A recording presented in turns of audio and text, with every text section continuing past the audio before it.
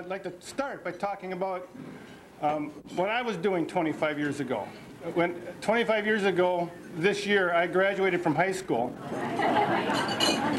And me and a group of friends organized a trip from southwest Minnesota, a little town called Ballatin, to go to the Boundary Waters. We were going out of Fall Lake.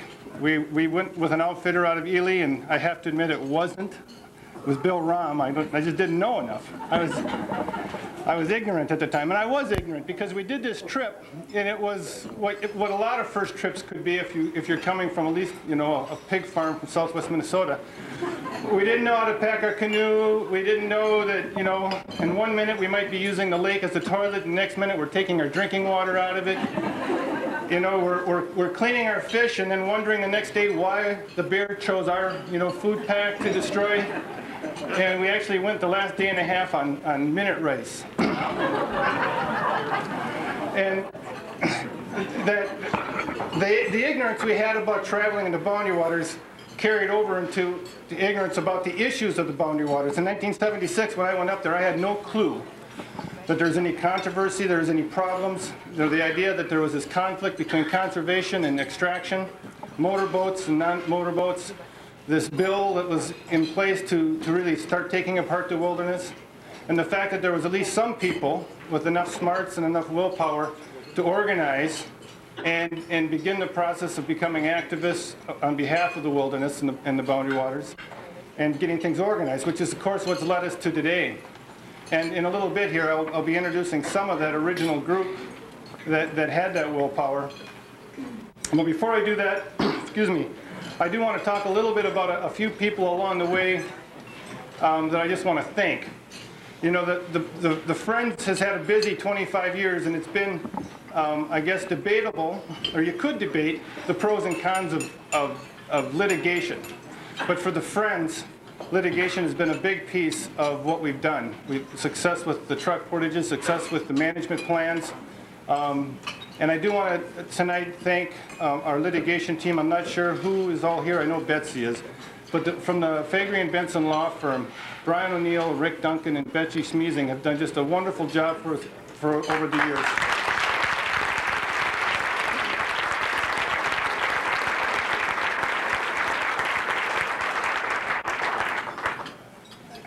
Another person that couldn't be here tonight, and I'm really sorry he couldn't be, but who's obviously key to the success of the Friends over the years, was the person who served as our, as our executive director for over 15 years, Kevin Preschelt. Kevin brought a very unique brand of compassion and real commitment to saving the wilderness, and worked really hard on its behalf and on our behalf for 15 years. And even though he's not here tonight, I'd like to a round of applause to thank him.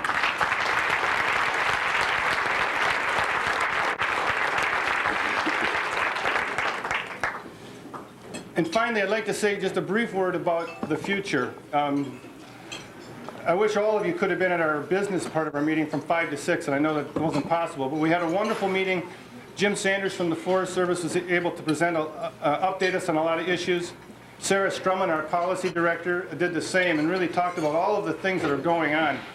And whether it's the blowdown and the fire plan, or the Chain of Lakes issue, or the roadless area, or the school trust fund lands, there's still a bunch of issues out there that make the Boundary Waters a wilderness that needs a permanent advocacy group like the Friends working on its behalf. There's a lot of Friends of groups that get started, and then once they get whatever they were hoping to get, they're gone. And that couldn't happen with the Boundary Waters. It's kind of one of those awkward compromises where I think we're always going to have controversy and we're always going to need a Friends organization. But one of the things that we want to look for in the future, and I hope that you guys are paying attention to as you get information from the Friends, is this conservation plan, a comprehensive conservation plan that takes a look at the larger ecosystem of the Quetico Superior area and how we can better manage that in the future. And I know that Sarah is working with the policy committee, she's working with the Forest Service and building a coalition between other government agencies, communities, other advocacy groups. And I think in the future you'll see a Friends organization that isn't just out there fighting or putting out fires, but also out there, keeping fires from getting started by doing some great advocacy, great education, and partnering with a lot of people that we haven't partnered with in the past. And that's just a heads up for what to look for in the future. Excuse me. What I'd like to do now is to go back. On your tables, there's a sheet that lists all the people that were kind of originally there in 1976. I'm not going to go through that whole list, but I am going to ask the people who were there that are here tonight. I'd like to introduce them and ask them to stand up. And what I'd like to ask of the group is to hold applause until I get through the list, and we'll have them all standing at that point. But as you hear your name, if you would please stand. Nancy Adams, Fern Arpey, Chuck Dayton, Dick Flint, Jan Green, Herb Johnson, keep standing please, Greg Lace, Mike Link, Darby Nelson, Erica Seitz, and Steve Snyder. This is the people who can make it, who originally met back in '76 and got this organization started. So thank you very much.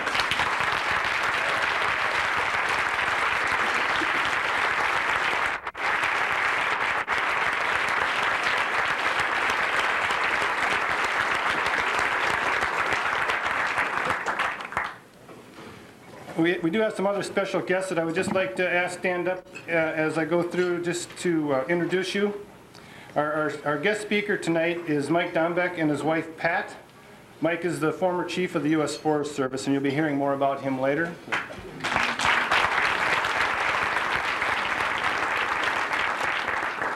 Jim Sanders from the Superior National Forest, the forest supervisor.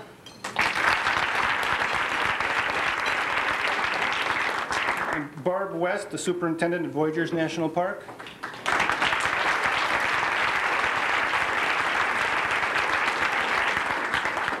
Lee Emke, who is the director at the Minnesota Zoo, who's helped us pull this together here at her facility. Is Lee here? All right, then we'll keep moving.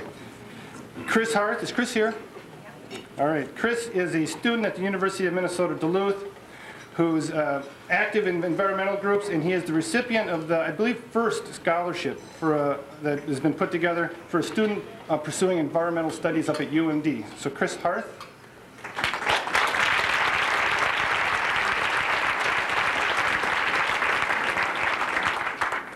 And I think you probably all know this, but in case you don't, the Friends has a foundation, or a memorial fund called the Thomas Flint Memorial Fund, which was established in the memory of Thomas Flint and takes canoe trips with, I think, young adults, children from the city.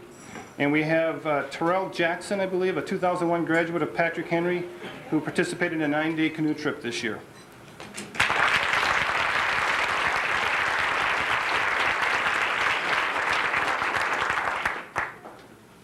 I would, during the business meeting, I was bragging about our board because I really am impressed with the quality of our board right now. We have a lot of real wonderful people from across the gamut of what you need on a board like this, from the scientists to the advocates, a few lawyers.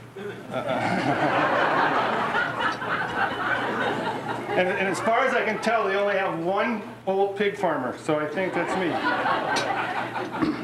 But I'd like to at least introduce and ask them to stand up. And again, if you'd hold your applause. I only introduced myself as a pig farmer because if I didn't, Greg Lace would. But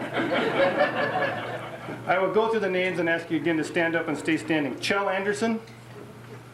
All right. Wait, Greg.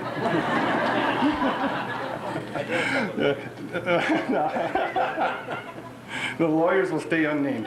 Doug Anderson. There he is back here. Jeff Evans. Dick Flint. Lee Freilich. Daryl Konofsky. Becky Rahm. Betsy Schmiesing. Steve Snyder. Richard Wasson. And Weaver Weed. Here. And the one person who's not here is Mike Matz, who wasn't able to make it, but he did send his family. I don't know if his mother. Where's his mother? Can she stand out there? This is the board of the directors who I think is serving you very well.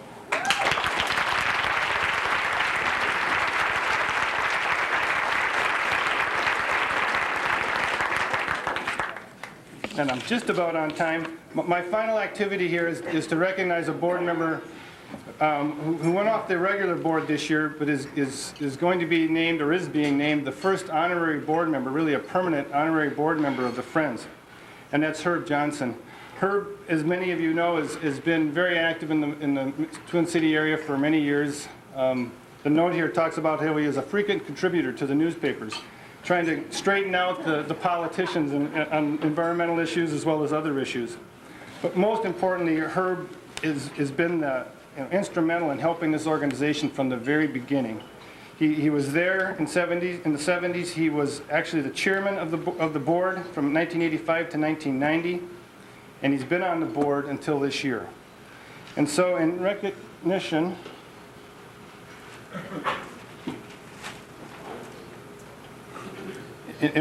of Herb's many contributions, we want to name him an honorary board member, and the plaque on this small gift it says, Herbert Johnson, honorary board member, in recognition and with thanks for 25 years of service to the Friends of the Boundary Waters Wilderness. So again, thank you, Herb.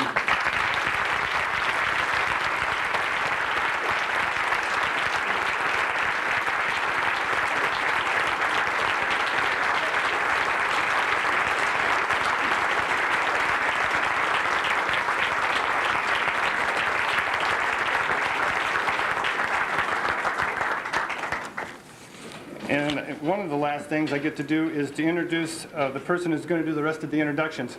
I do want to say a word about her because I think everybody here knows what her family's done, and I mentioned over dinner that it's strange not to see her parents here. But Becky Rahm has been on the board for many, many years as well, and has been tireless in her work on behalf of the board and on behalf of the Friends and on the Wilderness, and has served as vice chair with me now for a long time. And so I also want to thank her for everything she's done and give her a chance to honor another special guest. So Becky.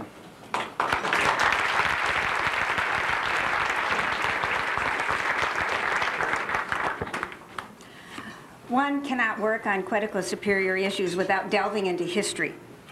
The Superior National Forest was established nearly a century ago. The core of the forest, our beloved canoe country, has been managed as wilderness for 75 years, longer than any other federal lands in this country save the Gila Wilderness in New Mexico. The BWCA became official wilderness in 1964 with the passage of the Wilderness Act. Critical corrections were made in 1978. But the history of the Quetico Superior is also a history of people. There have been some men and women who have given of their time, energy, passion, and intellectual might, so much so that their history has become intertwined with the history of this jewel we call the BWCA. One such person is Charles Dayton, Chuck, as we fondly call him. Chuck's family owns a piece of heaven on Jasper Lake, just a portage off Moose Lake and a few miles from the BWCA boundaries. His dad ran a boys' camp out of Jasper Lake, and Chuck and his 3 brothers grew up canoeing the Quetico Superior. It must have been the joy of those summers that caused Chuck to head to Minnesota rather than back to Illinois after graduating from Dartmouth College. And it was the deep commitment to protecting our natural resources that drove Chuck from a silk stocking law firm to become the first legal director of MPIRG. In 1971, brand new at MPIRG, Chuck undertook the first battle that has made him one of our wilderness heroes. Back in 1964, Congress compromised. Although the BWCA was included in the newly created National Wilderness Preservation System, the law permitted logging, mining, and motor usage. Chuck knew that no wilderness area would remain wild and pristine for long, with these destructive activities continuing. In his first year at MPIRG, he demanded that the Forest Service halt logging within the BWCA. When it declined, Chuck sued to stop the logging, arguing that logging in a wilderness area was likely to cause negative environmental impacts, and the federal government was required to prepare an environmental analysis before permitting timber harvesting. With the help of his star witness, Bud Heinzelman, Chuck won the case, and logging was enjoined until the completion of an EIS. The federal government did its environmental analysis, but concluded to allow timber harvesting as before. Chuck sued the federal government again. Although the trial court permanently enjoined logging, the Court of Appeals allowed the Forest Service decision to stand. The logging lawsuits brought great visibility to the incompatibility of logging and the wild canoe country, and fueled the desire of many conservationists to end such destructive practices in the BWCA. Chuck took on the issue of snowmobiling within the BWCA. Snowmobile usage in 1964, when the BWCA was declared wilderness, was very limited in scope. An advisory committee to the Secretary of Agriculture recommended eliminating all snowmobiling within the BWCA. However, the Forest Service was slow to act, allowing snowmobiling to continue until the fall of 1976. When it was finally banned temporarily, the sport had grown and the protests were loud. Chuck once again brought suit to protect the BWCA by arguing that the Forest Service had no discretion to permit snowmobiles. The act of the lawsuit, as well as an upswelling of public support for the ban, led to a permanent ban by the Secretary of Agriculture. This flurry of lawsuits created the framework for what I believe to be Chuck's greatest contributions to the BWCA wilderness: the formation of the Friends of the Boundary Waters Wilderness and the passage of the 1978 Wilderness Act, an act that finally recognized the critical necessity of protecting this great place as wild for now and forever by banning all logging, all mining, all snowmobiling, all air traffic, and almost all motor use. I believe that we owe all of this mostly to Bud Heinzelman and Chuck Dayton. They were both unique and together unbeatable. They formed a powerful grassroots organization that included citizen lobbyists from across the country.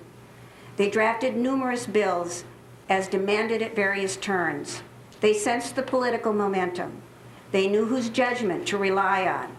And in the end, they knew how to craft a bill to win the support of an intractable Senate after a strong bill had passed in the House. Bud had a forester's knowledge, Chuck brought the legal skills, and together they shared the passion, commitment, and the willingness to do what needed to be done for the land they loved. After winning the passage of the BWCA Act in 1978, Chuck was thrown back into the courtroom when local pro-logging and motor groups in the state of Minnesota filed suit to overturn the act. Chuck joined with Brian O'Neill and a team of lawyers at Faegre and Benson in a lawsuit that upheld the new law. Chuck was most recently called back into the service in the mid-1990s when he was asked by the Friends and 32 other groups to represent them in mediation ordered to address certain provisions of the 1978 Act that local pro-motor groups still demanded be rescinded. Chuck deserves a long canoe trip. But we cannot let him paddle down Moose Lake yet. We have the distinct pleasure tonight of honoring the first recipient of the Boundary Waters Conservation Award. The award is given to an individual or an organization to recognize outstanding achievement in the protection, preservation, and restoration of the Boundary Waters Canoe Area Wilderness in the Quetico Superior ecosystem. Please join me in expressing our admiration and deep appreciation to Chuck Dayton, defender of the Quetico Superior Wilderness, the first recipient of the Boundary Waters Conservation Award.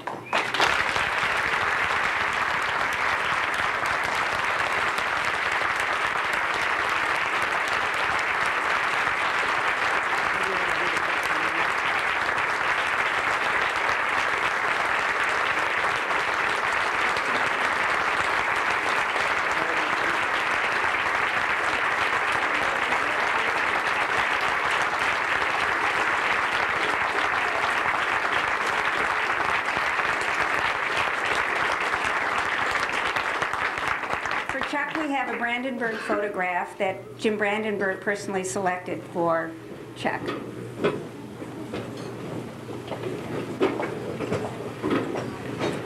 Actually, Thank you. This is a very emotional time for me. I wish Bud was here. This is taken on a little lake right near Jasper Lake called Section 12 Lake. And I fished right underneath that tree. No kidding.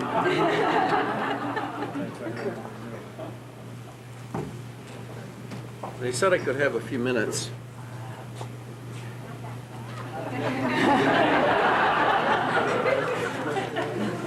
And Becky's already covered most of what I had planned to say. I fell in love with the Boundary Waters in high school. My father and I went up to the south arm of Knife Lake, and then we started guiding trips and bought the place in Jasper Lake. And I remember hearing about logging in the Boundary Waters from my biology teacher who took us on the trips. And I remember one time just before the portage to Lake 2 that I thought, I want to do something about that. And I thought, maybe I should be a forester. But then I found out that they mostly cut the trees. And so I went to college and law school and came back here, and the students at the University of Minnesota decided to follow Ralph Nader's suggestion and form MPIRG, and I was all charged up about the idea of about being a public interest lawyer, which was kind of a new idea. You could, spend your life practicing law and doing good and getting paid for it. So I went to work for MPIRG, and that's where we started the lawsuits, and that's when I met Bud Heinzelman, the spiritual father of us all. And Judge Lord fell in love with him and ruled in our favor twice, but the Eighth Circuit didn't agree with him, and so we had to go to Congress. And after the second decision came down, well, before that, during the time of the environmental impact statement, we had an incredible meeting at Ely, at Bud's house, with some of the national leaders from the Wilderness Society and the Sierra Club, and it was decided to try to put an amendment on a bill in Congress to end logging, kind of sneak it through, and also to file an appeal from all of the decisions in the environmental impact statement and management plan. And the first failed, thank goodness, because it would have been a bad way to do it. And the second, as Becky pointed out, resulted in only one victory on snowmobiling, and that caused blockades up near Ely and caused Overstar to put in a bill to try to carve up the wilderness and allow snowmobiling in parts of it. And that's when Jan Green and Bud and I went to Don Fraser and asked him to sponsor a counter bill, which he agreed to do and which cost him the Senate primary election, I'm afraid.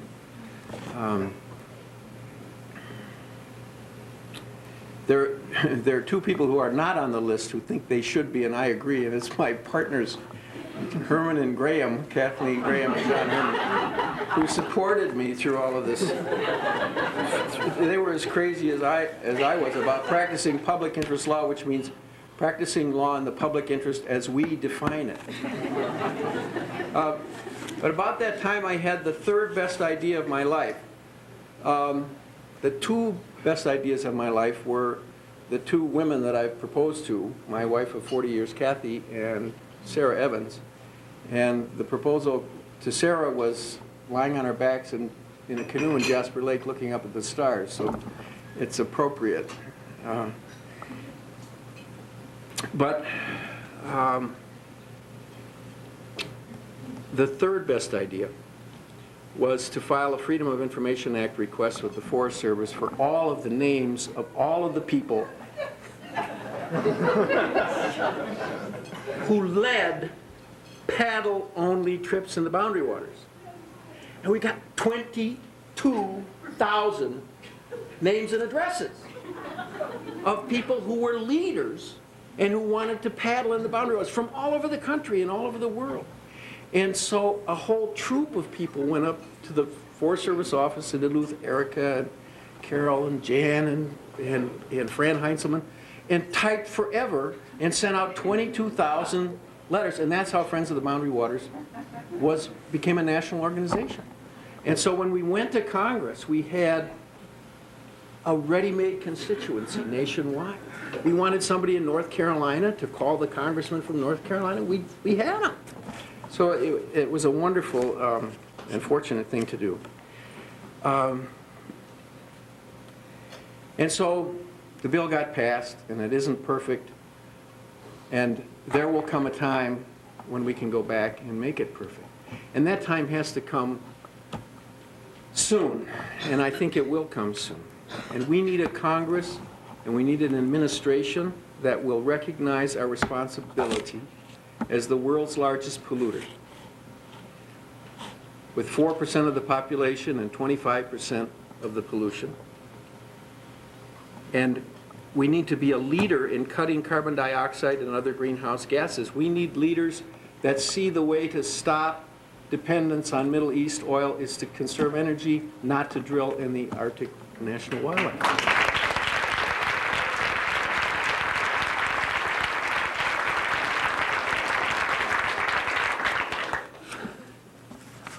Without some kind of fundamental change in the way we use energy, the boundary waters, as we know it and love it, is going to disappear. Already, the intensity of storms is increasing, and we saw the boundary waters blow down 3 years ago. Nothing like that has ever happened in the history of that area. In British Columbia, the pine bark beetle has infested over 1 million acres of trees because the winters aren't warm enough to kill off and keep those populations in check. Pardon? Cold enough, yeah. Okay. And the scientists think that Minnesota is at greater risk than other parts of the country because we live in an area of ecological edges. It's where the prairies and the eastern hardwood forests and the northern boreal forests come together. At Lake Itasca, and you know what the beautiful red pine, white pine forest of Itasca looks like. 50 miles from there is where the prairies start, and there's a differential of only a few degrees in temperature and a few inches in rainfall. And the prediction is that we could have a drier and warmer climate, and the boundary waters could become like the prairies of North Dakota. A drier, warmer climate is going to increase fires, it's going to increase insect infestations, it's going to lower lake levels and streams, it's going to warm the water, it's going to affect fish habitat. It's not going to be the same place. There was a wonderful article in the Minnesota Conservation Volunteer that DNR puts out about global warming, and it ended by quoting a man named John Pastor, who's a research ecologist at Duluth. And it said Pastor was skiing near Duluth with his son, and his son said, how long do you think it'll be before what we know now will be gone? And Pastor said, well, he did some calculations. He's 48. He said, it probably won't happen in my lifetime, but before the end of your life, things will change drastically. It'll be much different for your children, and your grandchildren will never know it the way we do. And this is true, and it's happening. So what I'm asking of you is that you think about this issue, that you learn about the issue, that you talk about the issue, that you vote the issue, that you think about energy use in your own life.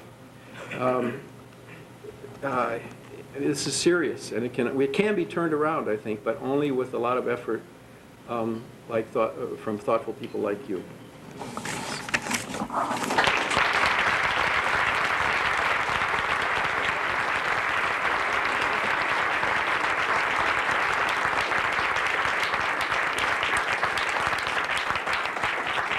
Thanks, Chuck. We at the Friends are fortunate to have a wonderful working relationship with the Superior National Forest staff. We don't always agree on the issues, but we do keep in touch constantly, and we work with the Forest Service regularly on policy issues as well as education and outreach issues. Tonight, we are pleased to have with us Jim Sanders. Jim is a supervisor of the Superior National Forest. He's been in that position for the past 5 years. He has been with the Forest Service for 29 years, with stints in Montana, Washington, Idaho, and Washington, D.C. He has worked in various resource areas, including timber management, fire, recreation, and endangered species, most notably grizzly bear and northern spotted owl. Jim, we're delighted that you've joined us tonight, and we thank you for your work and the work of your staff.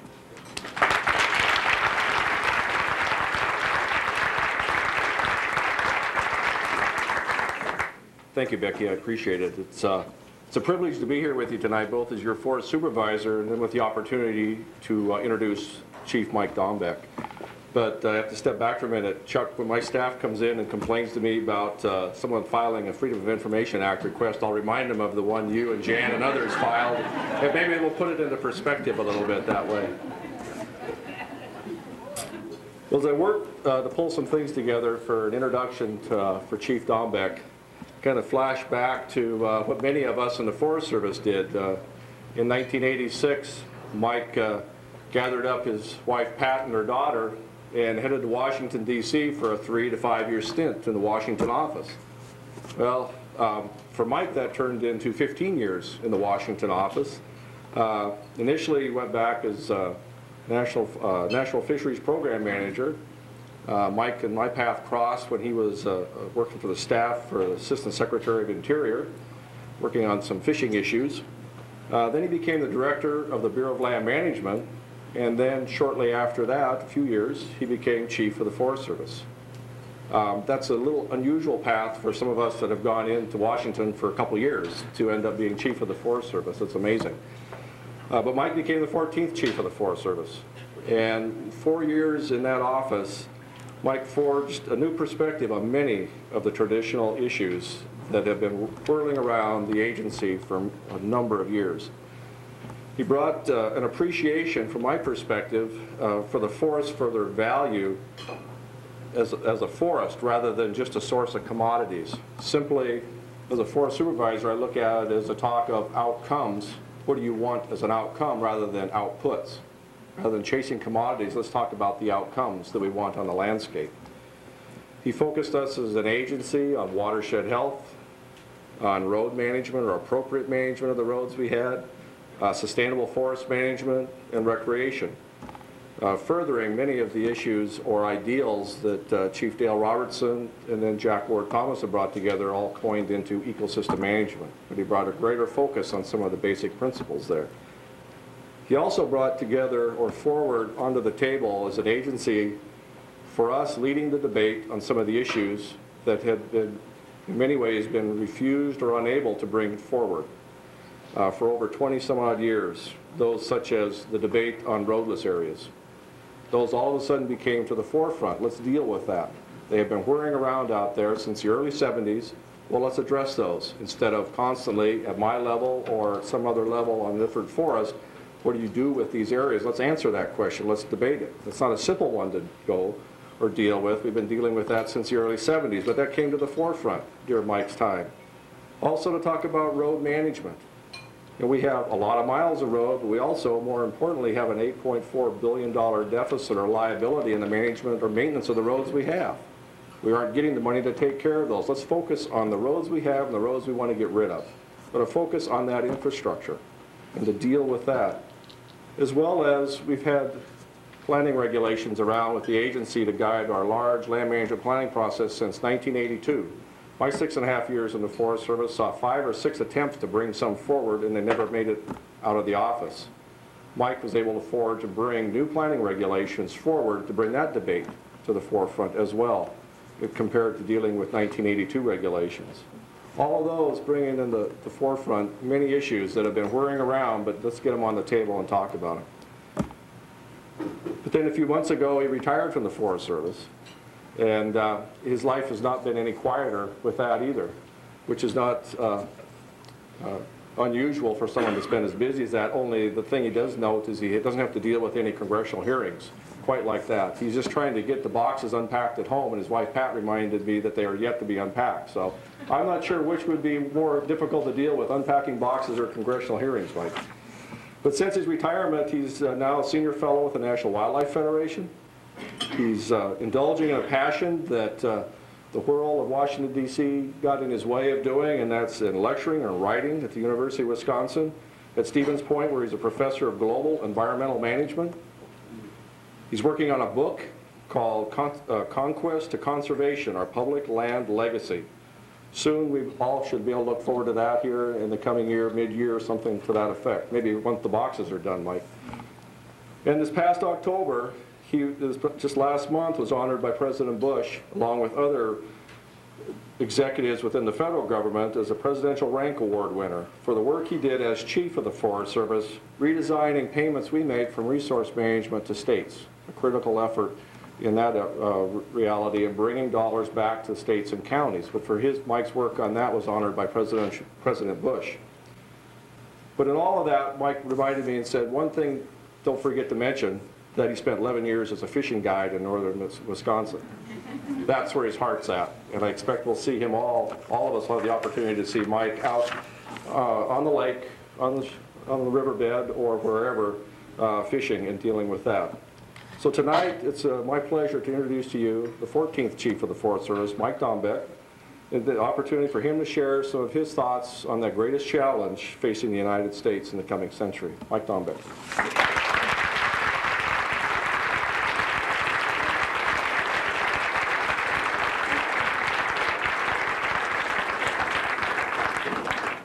Gosh, Jim, with that introduction, I think I'll just pass while I'm ahead. Chuck, congratulations. Wonderful to see all the work and hear about all the work that you've done. It's just really, really tremendous. The fishing guide business is interesting because I never ever had a desire to work for the government. Nor did I ever have a desire to live in a large urban area, and where do Pat and I find ourselves but living in the Washington, D.C. metro area. And I often think about the years growing up in the Hayward area, which is only 180 miles northeast of here, and there was really only two things a kid could do at that time. You either cut pulp or you guided. And it didn't take a rocket scientist to figure out that after being in the humid woods in May and June and then getting out on these big beautiful lakes with a breeze blowing and the mosquitoes away, that it was a lot nicer out there than it was in the woods in June and July, and that was really, really tremendous. But whoever would have thought then that at 25 years later that I would end up with my office in Washington, D.C. being within 300 yards of the body of water that produced the U.S. record carp.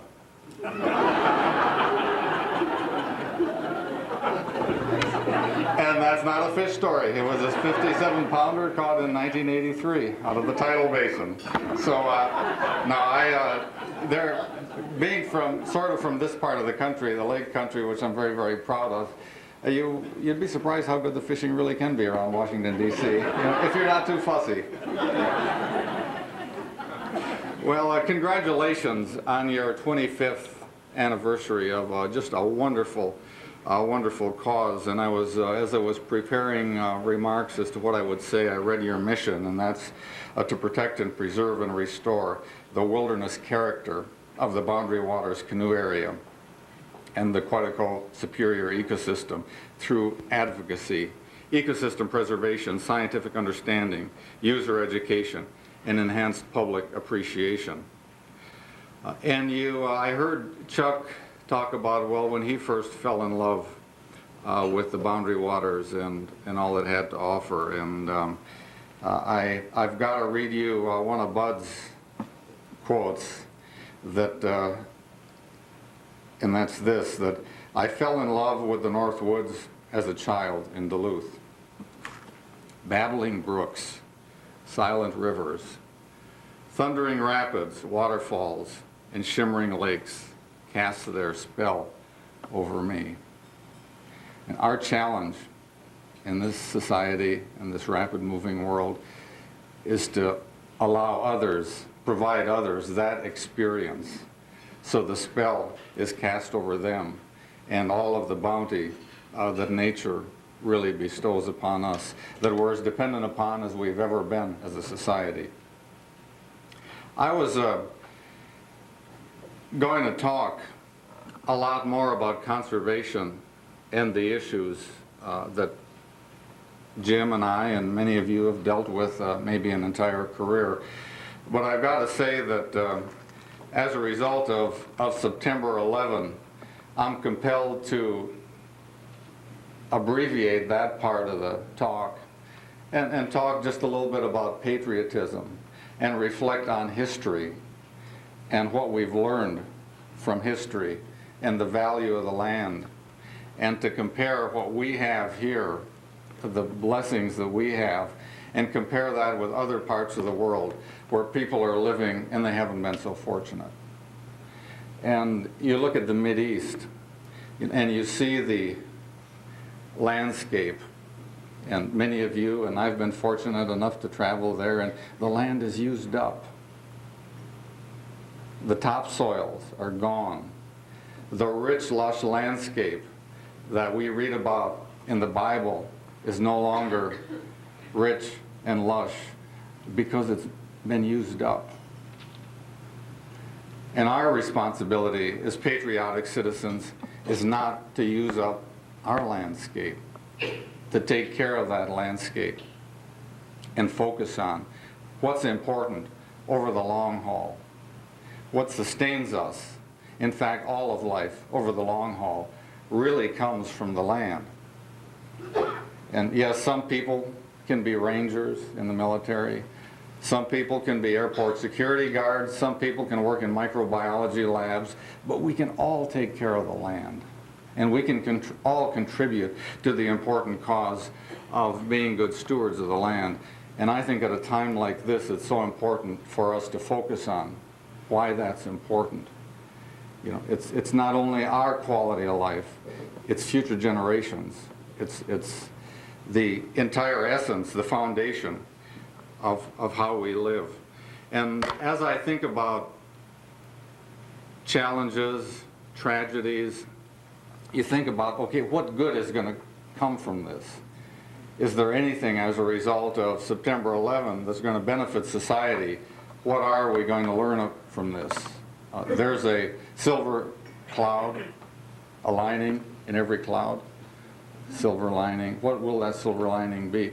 And one of the things I found myself doing, especially maybe the last 3 or 4 years and in the jobs I've had, is spending a lot more time looking in history books, focusing on what went on in the past, and then try to see, well, what can we learn from that?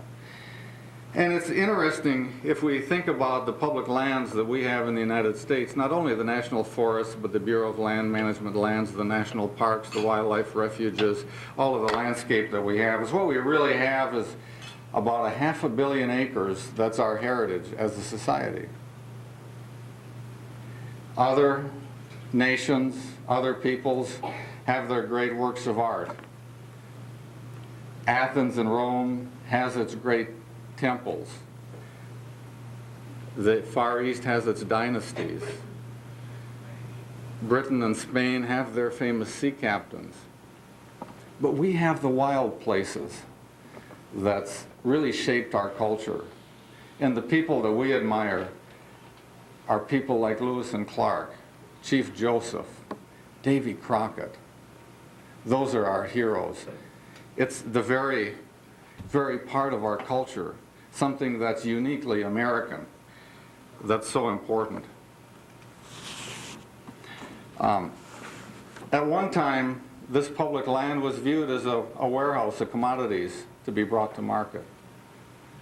And I'm sure you've all seen pictures in the history books of what the Appalachian Mountains looked like at the turn of the century. The great white pine forests, save a few here in Minnesota and a few other places that were spared, are so important. That's what we have. That's our heritage. And then when we reflect on the tragedies, this year is really a very, very important year, the year 2001, because it celebrates 100 years since a very tragic event occurred. And at that time, in no way could we have predicted the outcome.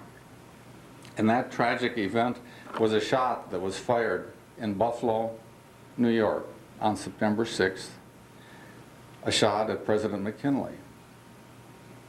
Teddy Roosevelt was there with him. A couple of days after the shooting, McKinley started to get better. Roosevelt decided that the president was progressing well enough that he could take a vacation. So he and his family went up to New York in the Adirondacks and decided to climb Mount Marcy, which is the highest peak in the Adirondacks. Edith and Teddy Roosevelt, two of Teddy Roosevelt's sons were along. They spent the night camped at the base of Mount Marcy at Camp Tahawas. And the next morning they went up a little further. Edith and the boys went back down, and Teddy Roosevelt and his party climbed the peak of Mount Marcy. About noon they started back. They were having lunch on the shores of Lake Tyr, the Clouds, which is the highest point of the Hudson. And a guide came running out of the woods waving a yellow telegram looking for the vice president. And the news in that telegram was that President McKinley had taken a turn for the worse. The vice president was directed to come to Buffalo immediately. They hiked down the mountain, boarded a night train to Buffalo, arrived on the morning of September 14. The president was dead. That evening, Teddy Roosevelt took the oath of office. Now, an interesting turn in history out of that tragedy, because the Republican Party in the state of New York was looking for some place to put this hyperactive, intellectual, progressive Teddy Roosevelt, other than being governor of New York, because of the problems that he was causing. He had this desire to move natural resource conservation forward. They were concerned about some of the things the constraints he was putting on big industry. In fact, the statement that night from the chairman of the Republican Party was, "And now that damned cowboy is in the White House." And the fact is, they couldn't keep him in the dusty attic of the vice presidency, and this country hasn't been the same since. And what we have to thank Teddy Roosevelt for, and people that he worked with and worked with him, is about 250 million acres of this heritage that we have.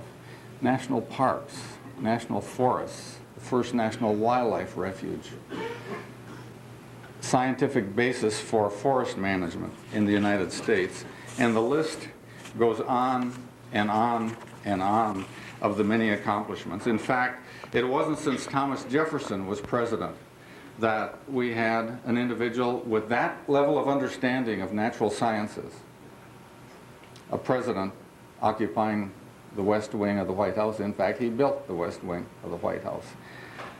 In fact, it's interesting as you look at the things that Roosevelt would do on the campaign trail. For example, in 1900, his day might be packed with 7 stump speeches, several meetings of the press, but the records show that from 12 to 12:30, he would reserve time for things like the reading of ornithological works. Tremendous things that he accomplished, and I think we all long for the day that someone with that concern for resources and that understanding and that long view would occupy the West Wing of the White House. And when we think about the politics since then and where we might go, you look at the sort of the East-West split that occurred, the positioning of the environment versus the economy. And even if we look at the last election and we see that where Gore won, he won 3-1, largely in the urban areas. Where Bush won was in 2,400 of the 3,100 counties in the United States that were largely rural. And then how is it that we can bring these sides together? Because the one is clearly dependent on the other, the economy and the environment. They are not separate entities. And when we look at tragedies like happened on September 11, one of my hopes is that this will bring us together. And the flying of the flag that we see, like many of us haven't seen for a long time, and the cynic in me might say, well, where have these people been? Or more or less the cynic in my wife that says, well, where have these people been? That it took a tragedy to get them to fly the flag. Why weren't they doing it all the time? Maybe some good will come out of this, and we will see a coming together in what we have. Becky mentioned the Superior National Forest established in 1909. I want to tell you that I was absolutely struck when I was looking at part of Bud Heinzelman's book about the role that the boundary waters in Minnesota have played in national politics and the environmental debate and the conservation debate and the evolution of that. And I never really realized, even though I grew up in a neighboring state of Wisconsin and have been on the boundary waters many, many times, what a leading role that area played. 1891, Itasca State Park, to preserve old-growth white pine, red pine, and spruce. Unheard of in that day. 1902, Christopher Andrews withdrew 500,000 acres that became part of the boundary waters. 1909, the Superior National Forest. Arthur Carhart's work in the early 20s. Part of the first roadless debate, and I still have scars from that one. But the fact is, in 1926, the first chief of the Forest Service to order a roadless area inventory was Chief Greeley in 1926, and that focused on the boundary waters.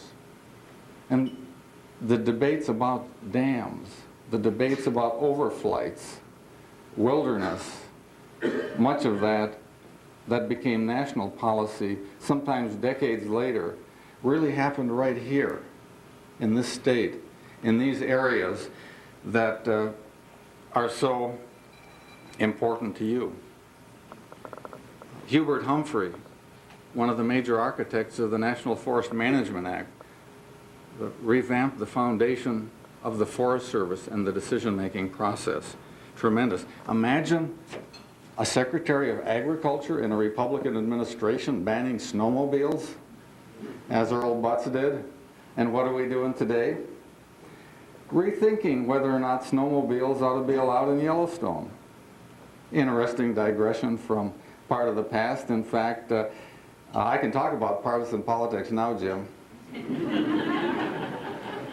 That it's ironic that the Republican Party that was the leader in so much of the evolution of conservation, in fact defining what conservation is in the United States, would after about 1985 to 1990 suddenly become the party that was perceived as anti-conservation. When presidents like Nixon, Ford, Teddy Roosevelt, and many others did wonderful things for the environment, decisions that really impact us over the long run. And one other thing struck me about reading about the Quetico Boundary Waters area, and that's that virtually all of the major national and international conservation figures, people that we admire today, played a significant role. Teddy Roosevelt, Christopher Andrews, Gifford Pinchot, Arthur Carhart, Aldo Leopold, Bob Marshall, Sigurd Olson, and the list goes on and on. All played a major role in keeping the boundary waters pristine, and now it's our challenge to move it to the future. I want to spend a few minutes and switch gears and now talk about what I was going to talk about, and in an abbreviated form at least, and that's sort of from the standpoint of about a quarter of a century in the trenches and in public land management, sort of seeing the sausage made from the inside of the grinder in Washington, D.C., and what some of the big issues that are on our plates now nationally. And these are largely focused on public lands, and really it's the public lands that are your issues as well. And in fact, Chuck mentioned one of them that I won't spend much time on. I'll use that to cut corners on this, Chuck, and that's the whole issue of global warming. Because the issue of global warming is going to impact all of us, and we're going to see changes in all places. And I'm not sure that we really understand what all those, in fact, I'm sure we don't understand what all those changes will be, but those changes will be many. And the root of the real problem is things that we really don't want to face and we don't want to talk about very much. We don't want to talk about how consumptive our society is. We don't want to talk about the real reasons that we're so interested in the Middle East, and perhaps the people in the Middle East don't want to have very much to do with us. We don't want to talk about why we spent $30 billion in that area, because we need their oil. And we need their oil to maintain our lifestyle. And the fact is that the largest reserves of oil left in the world are around the Caspian Sea. And the other fact is that the oil production in the United States has really changed very little since about 1960. And yet prices have fluctuated from $8 to $80 a barrel. And it's because the easy stuff is gone. And what we have left are places to go after, like the Arctic National Wildlife Refuge. And the people that stand to lose if we increase oil production in the United States are really going to be the hunters and fishermen and the outdoor enthusiasts, because the stipulations on oil and gas leases are largely things like they might be elk calving grounds or places where we have sensitive and rare endangered species, or the volume of land that it's going to take to develop coal bed methane. That's at stake with our lifestyle and what we have here, and it's all intertwined. But I won't talk about that anymore.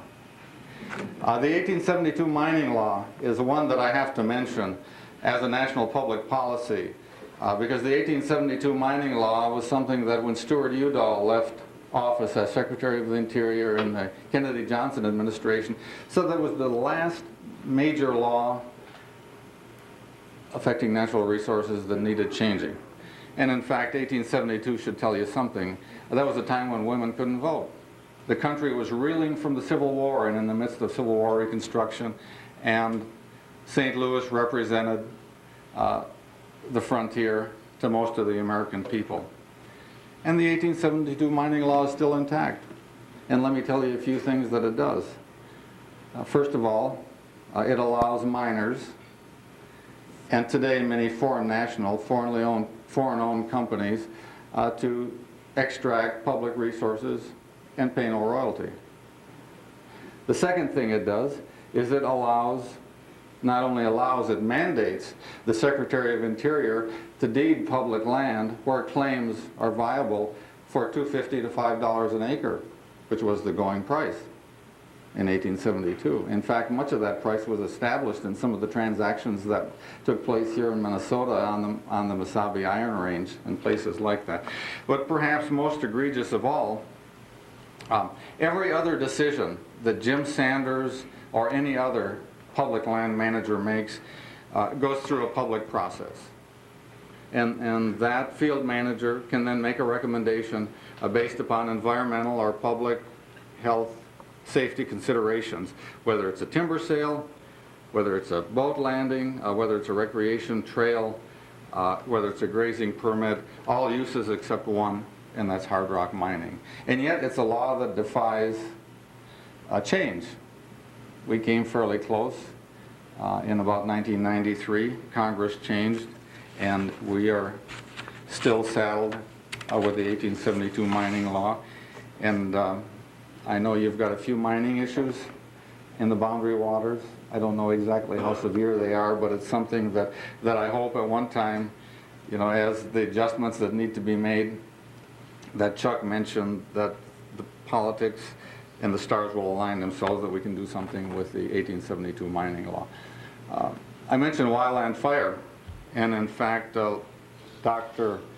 Freilich gave us a little lesson in wildland fire and disturbance management while we were having dinner here. And I say wildland fire, and it's largely, and yet it isn't largely, an Intermountain West or a Western issue. But there's some important lessons to be learned in the whole wildland fire issue. And one of those lessons is a lesson in public education, because do you know that the Smokey Bear campaign has probably been the most effective public education campaign in the history of the United States, maybe in the history of the world? That in 1968, more people knew who Smokey was than could name the president. And in 1968, Smokey was the second most popular character in America, widely recognized. And it was an effective public education campaign, and it helped ingrain as a society our absolute fear of fire. And fire is always dangerous. But the fact is, fire has also been part of many, many ecosystems. And it's less of a problem in this part of the country than it is others. But the fact is, the forests, in many cases, evolved with fire. We are what's new on the landscape. And it's our houses that can't withstand the fire. It's not the forest. If it was the forest, they wouldn't be here. And the other interesting thing with fire, and as my last full year as Chief of the Forest Service was 2000, and it was one of the most significant fire seasons in the history of the country.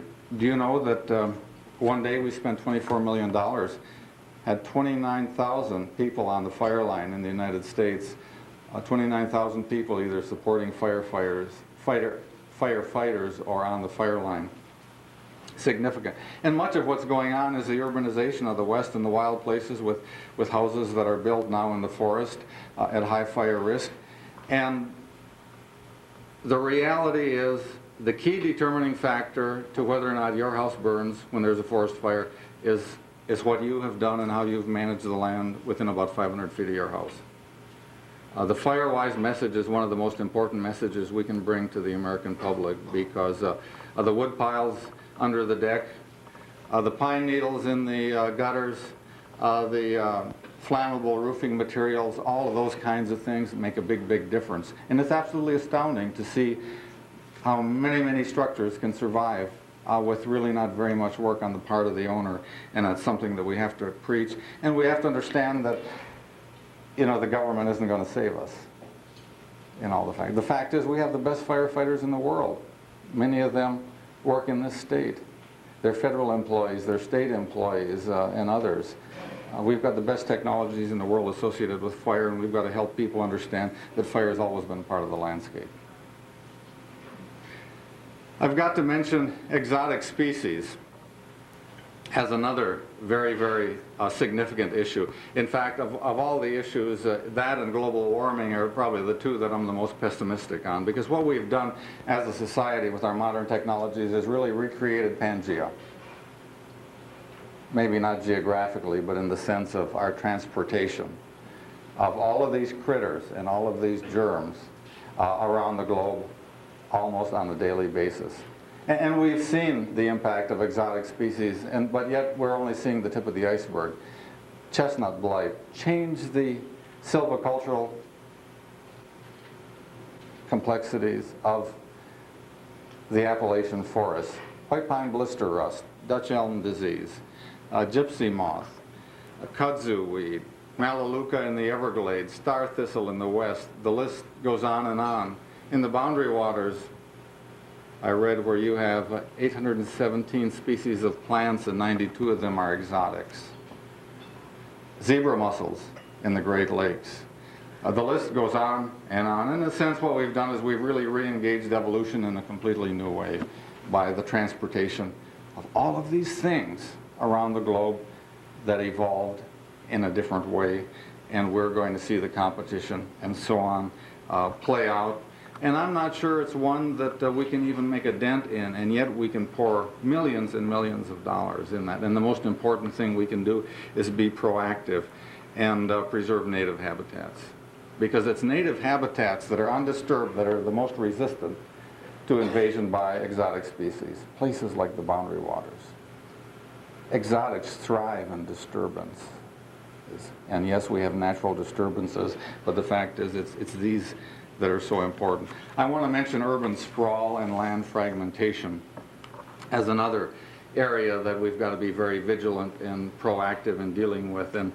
And the reality is that from 1992 to 1997 in the United States, we developed 8,700 acres a day, and that was double the rate of development of the earlier decade. And that's farmland, open space, forest that has been developed. Another way to look at it is the proportion of ownerships of forested land, 50 acres or less, doubled from 1978 to 1994. It's occurring at an astounding rate. What does that have to do with the boundary waters? The value of these ecosystems, these wilderness areas, is mushrooming. I mean, when you think about the development rates that are occurring, it really brings meaning to Will Rogers' old saying, buy land, they're not making it anymore. Not only that, there's more of us all the time. We've got 104 million acres of federally designated wilderness area. We've got to be so vigilant that it's not chipped away at, activity by activity, acre by acre. In fact, some of the major ecosystems in the United States are missing and are not representative and not represented in the wilderness preservation system. Tall grass prairie, bottomland hardwoods. Much of the wilderness that was designated was sort of the easy stuff.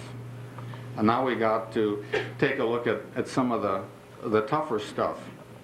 Old growth forest, another issue that we need to be vigilant of. And if there's an issue that symbolizes the controversy and the lawsuits that agencies like the Forest Service and others have dealt with, it's certainly old growth forest. And the question is very basic. How much do we want to save? What portions of these ecosystems do we want to save? In my home state of Wisconsin, there is a couple of 200-acre parcels, if you can call 200 acres an old-growth forest. Fortunately, again, the headwaters of the Mississippi, the boundary waters, the early activists were more proactive in this state and were more successful in saving some of the old growth. What we had, Lee, 350,000 acres pre-blowdown in the boundary waters area. I don't know how much you have left now, but it's important that we take care of that. And I think about how Midwesterners revere the white pine, the tree that built America. And yet in my home state, I wonder if we're ever going to have old growth white pine forests again. Is there the political will? If so, where? And who's going to champion it and build the coalitions to move forward? I've got to mention at least briefly biodiversity as another one of the key challenges that we have in maintaining biodiversity. And as in most of these issues in the boundary waters, Quetico, Voyageurs, you're ahead of the issue because you've taken care of the landscape. But the simple fact is, in the national forests, 181 out of 327 watersheds identified by Nature Conservancy as anchors of biodiversity are in the public lands. So important for what we have. I had the good fortune to participate in the 13th International Wildlife Fly Fishing Championship that was held on a national forest in Wyoming when I was the first year that I was chief. And it was interesting that it was the first time that fly fishing championship was held in the United States, and it was the first time that they caught native fish. And the fact that it was on public land, I was so proud of the fact that I was a civil servant and a Forest Service employee to see the foresight that our early leaders had in preserving some of these places. Al de Leopold has some famous quotes, and one that I think you're probably all familiar with, and that's this one. That's, to keep every cog in the wheel is the first precaution of intelligent tinkering. But I want to read you a lesser known, and I think more powerful, Al de Leopold quote. And that was one that he delivered with eloquence and sadness when he spoke to the planning committee for the dedication of the memorial to the passenger pigeon. And this is what he said: "There will always be pigeons in books and in museums, but these are the effigies and the images, dead to all hardships and to all delights. Book pigeons cannot dive out of a cloud to make a deer run for cover, nor clap their wings in thunderous applause of mast-laden woods. They know no urge of seasons. They feel no kiss of sun, no lash of wind and weather. They live by not living at all." That sort of sums it up in a very, very eloquent way. Off-road vehicles, as I think Jim can maybe attest and others here, I believe will be the issue of the decade. And it's going to be an issue on public lands and other places that is going to be one of the most perplexing, controversial, and complex issues that we deal with. It'll make the spotted owl issue look like a piece of cake. It'll exceed the complexity of the water issues and the endangered species issues in the Columbia Basin and the Pacific Northwest, and somehow we've got to get on top of it. You've got 250,000 off-road vehicles in this state. The numbers are growing by leaps and bounds. Yet there's not a private landowner, and I had this conversation with a U.S. Senator about 2 years ago. There's not a private landowner that I know that allows anybody to go anywhere with anything, anytime, and yet a large segment of our society believes that it's their God-given right to do that. And woe be the person to try to make some rules or to try to bring some order to this. And I commend the Friends of the Boundary Waters for your positions, because the fact is that, like all decisions on public lands, they need to be made with an open public process. And whether you're designing a trail system, whether you're opening a trail or closing trail, it ought to be an open public process based upon science. And whatever we do, we've got to make sure we do it within the limits of the land. Tough issue. Water, I believe, will be the issue of the century, if not the millennium. And it's not just water in the arid West. It's all over the country, all over the world. Florida, we've got salt water encroaching on the freshwater prisons. We see water rationing in Atlanta, Georgia. Rains 40 inches a year. It's not the 4 inches or less that we see in the Great Basin or in Southern California. It's water quality. The cleanest water in the United States flows off of our forested landscapes. 1/3 of the U.S. is forested. 2/3 of the runoff comes off of the 1/3. We've got 6 major watersheds in northern Minnesota, all part of the Rainy River system. And that's where aquifer recharge occurs. That's the origin of the waters that's used hundreds of miles away. And yet the largest aquifer in the United States is the Ogallala that stretches from South Dakota to Texas.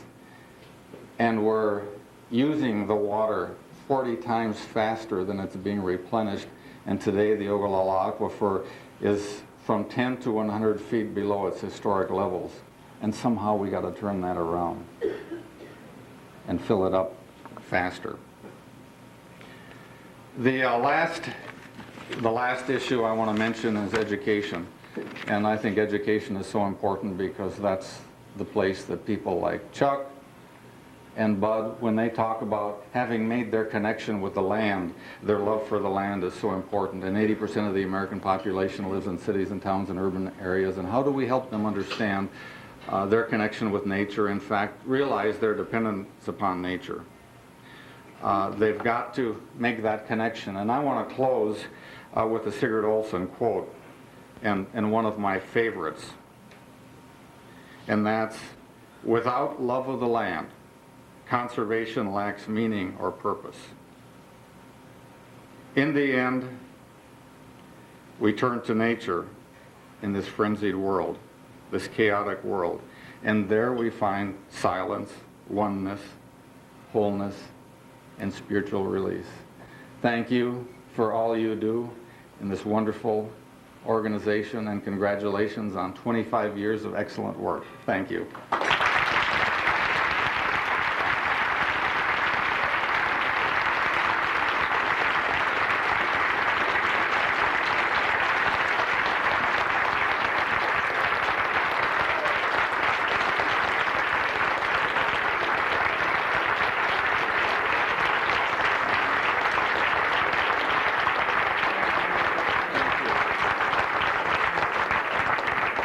Mike, thank you so much for joining us this evening. And on behalf of our board and our staff and all of the Friends members in our community, we'd like to give you just this small gift, which we hope will remind you often of the Boundary Waters Canoe Area Wilderness, and more importantly, we hope it'll get you to get up there and paddle and do some fishing. Thank you so much.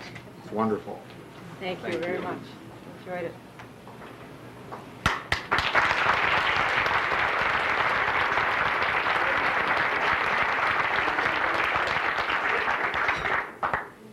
Before we let Melissa wrap things up tonight, I would just like to ask Melissa, who's already standing, but the rest of the staff of the Friends who are here, that they might stand so we could also thank them for the wonderful evening they put together. That's Sarah and Sean and Amy and Joy. Are they out there? Or are they all off working? Here's Sarah. Great job. And actually, the other group of folks that we owe a huge amount of thanks is our group of volunteers, and they are listed in your program this evening, but we really do appreciate everyone's help for making this evening so successful. Thank you very much.